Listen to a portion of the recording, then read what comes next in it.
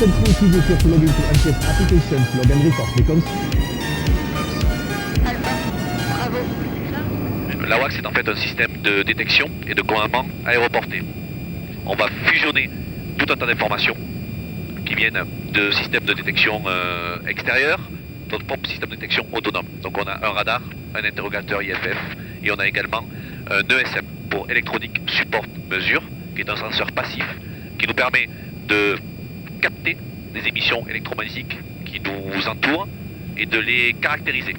Aussi bien des radars de bateaux comme des radars d'avions de chasse ou des radars de systèmes de défense solaire.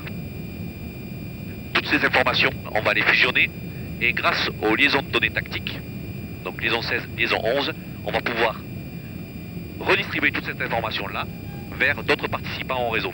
Ça peut être des bateaux, des avions, mais surtout nos centres de commandement, qui vont ainsi obtenir une représentation précise de la situation sur le théâtre sur lequel on est engagé.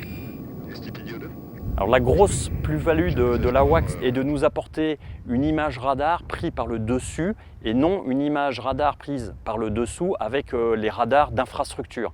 Donc ça permet d'augmenter la couverture aérienne et notre connaissance du trafic aérien en Guyane. C'est bon, je vais voir. Donc il y a Raccoon 75 Ça nous permet d'avoir une détection un peu plus globale, plus grande et surtout vers le bas avec la détection proprement dite de l'AWACS qui va donc orbiter essentiellement dans cette zone.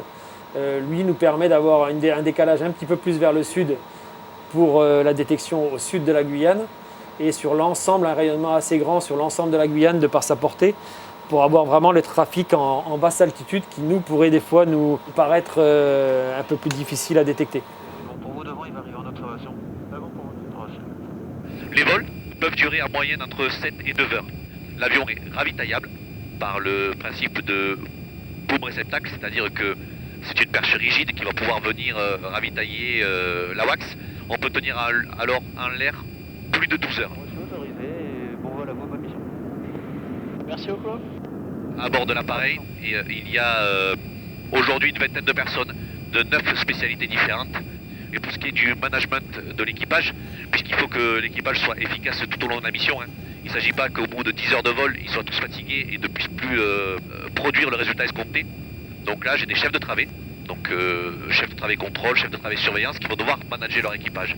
C'est-à-dire que, par expérience, on sait que la mission est plus ou moins intense à certains moments, et donc là, ils vont autoriser les membres des différentes travées à aller se reposer, se restaurer, afin de reprendre leur poste et être aussi efficaces en fin de vol qu'ils ne l'ont été au début.